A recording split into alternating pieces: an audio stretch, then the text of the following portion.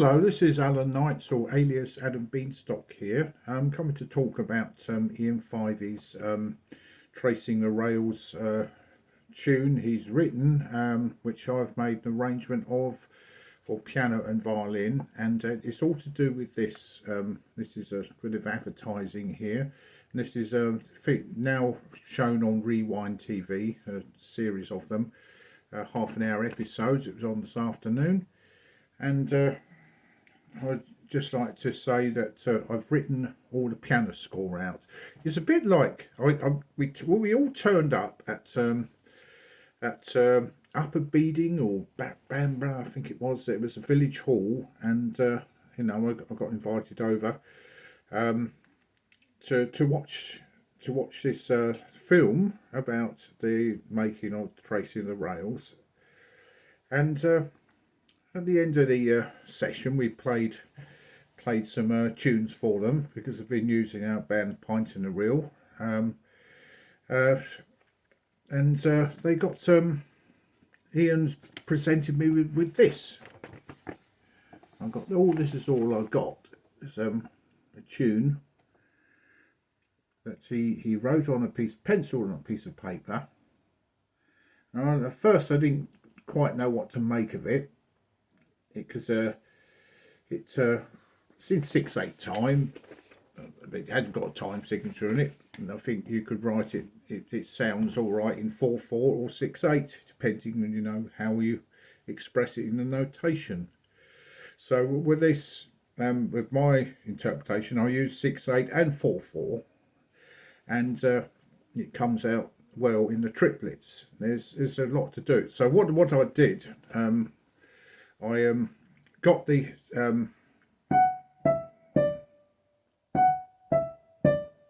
there was those are the first two bars.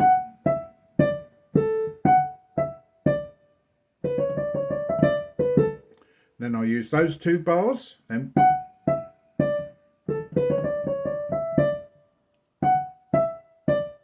then I use that G. Let's go and bring it back into G.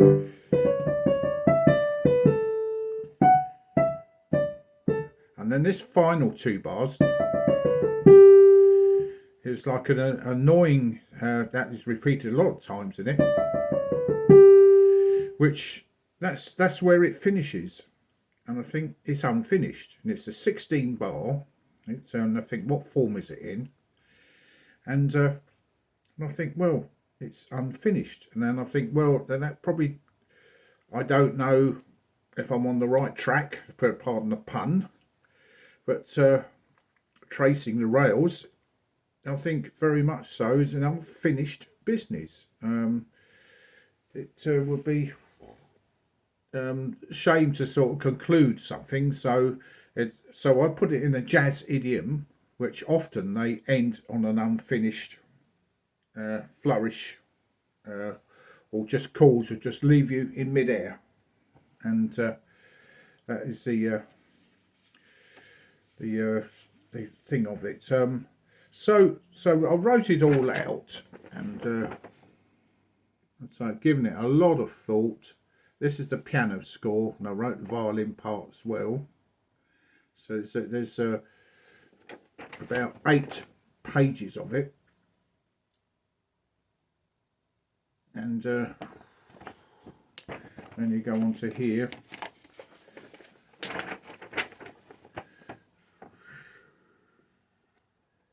And it's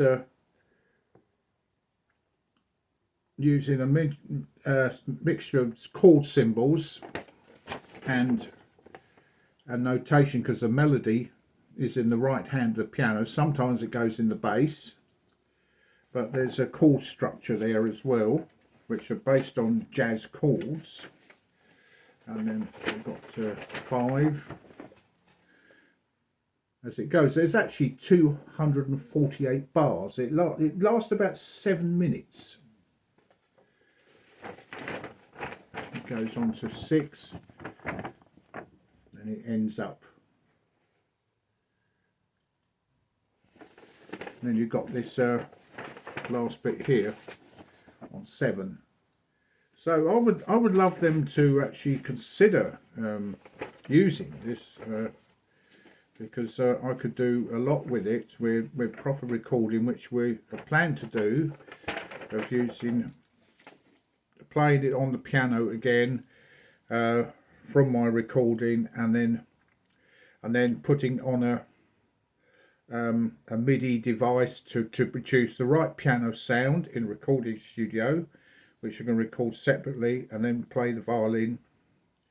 I think call it overdub on top of the piano part. So it all starts off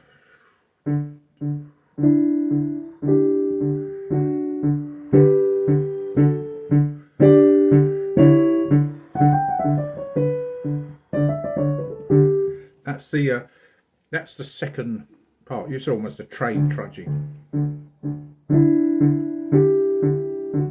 And then the violin goes, and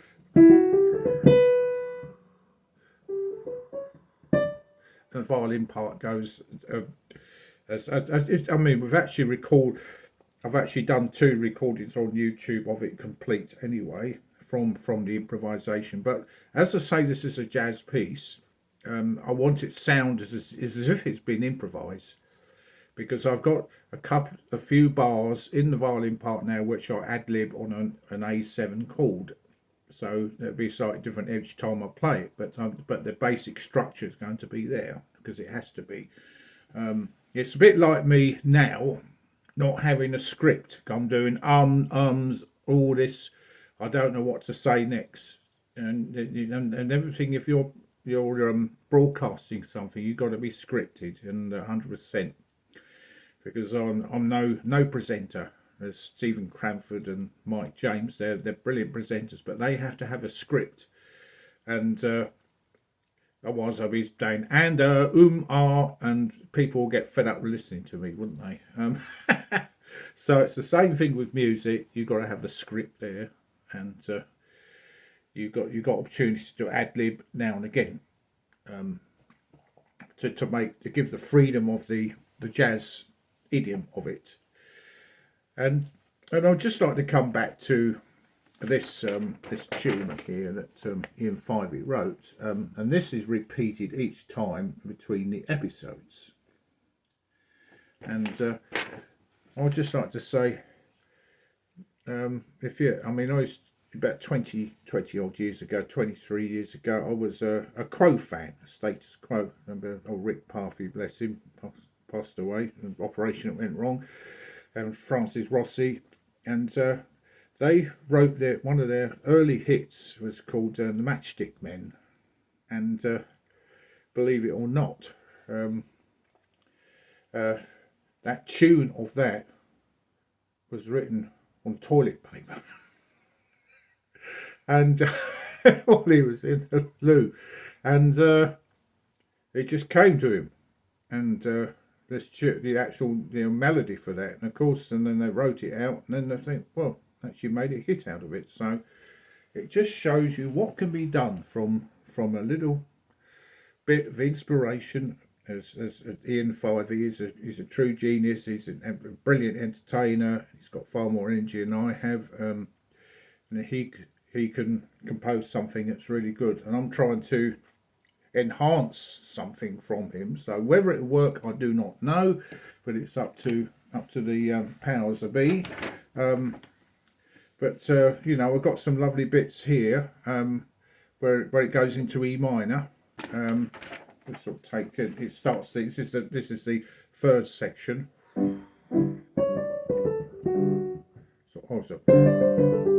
Sorry, played that wrong.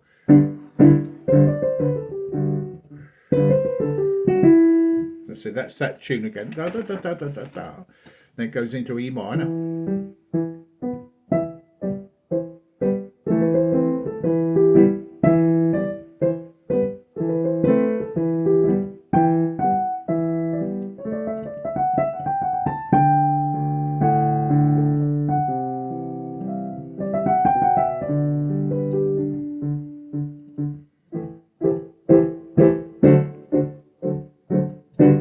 Then the violin.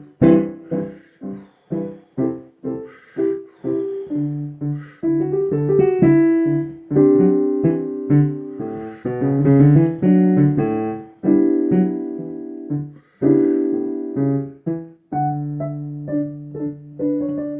see that tune is never far away. That's just coming up on the piano. It's just building up where the violin's got a separate tune. Dun dun dun, repeating dun dun dun dun dun dun dun.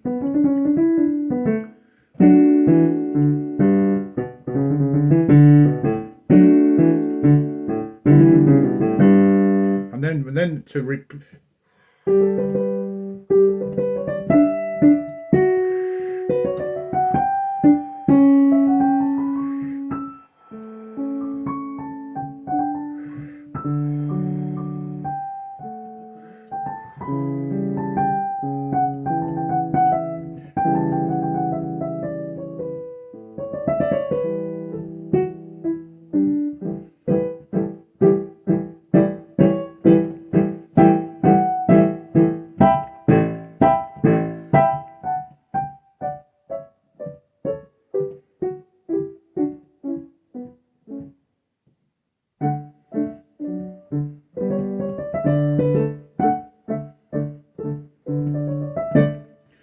It goes into the tune again. See, I didn't play that very well then, but it's got that lovely melody to bring out there. But this actual melody is actually a stretcher of the tune that's written there. So I've got this sequence.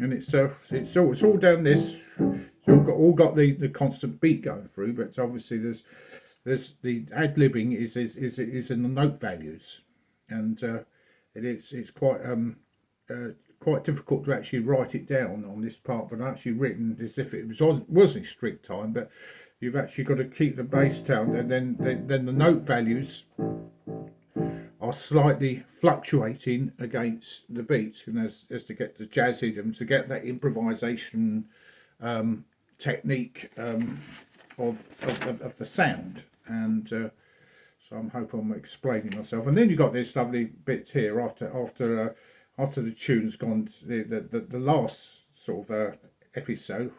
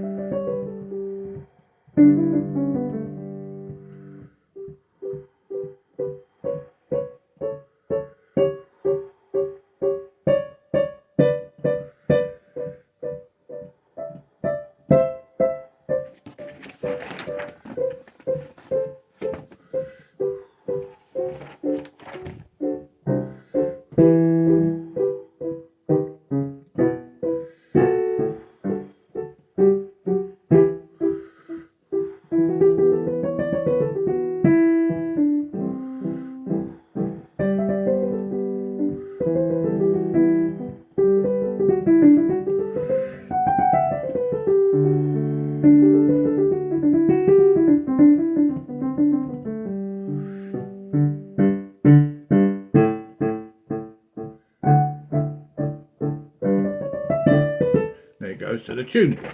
You see, the thing is, what I've written it in triplets to compensate for this ambiguity of the tempo with the bum, bum, as you keep the constant 1, 2, 3, 4 throughout. I played it in triplets because, as you know, with triplets and the period of the Romantic era, you've got duplets and triplets used in combination, and dotted crotchets and quavers, and then because 4/4 gives you that more flexibility of this is getting very technical here, of actually making the rhythm sound more loose, I would say. Yeah, that's probably the best way of expressing it, because as you know, a triplet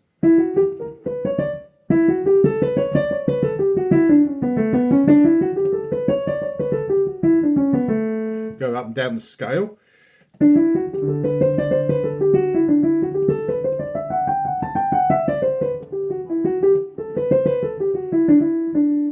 course I do that triplet figure in the violin part.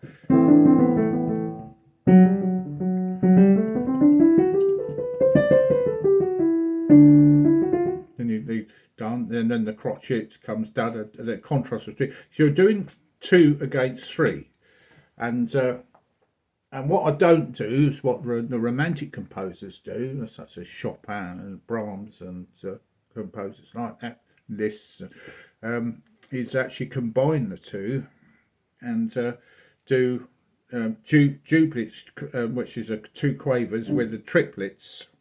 You'll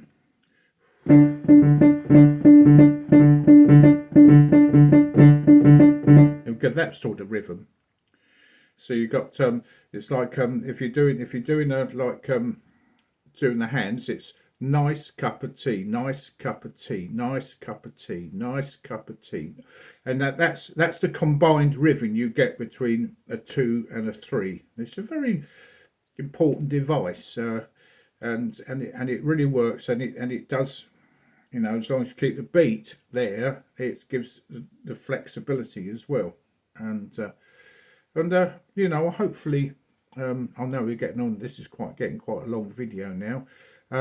So this is my contribution, and I'm going to put this forward to the producer of this series, and so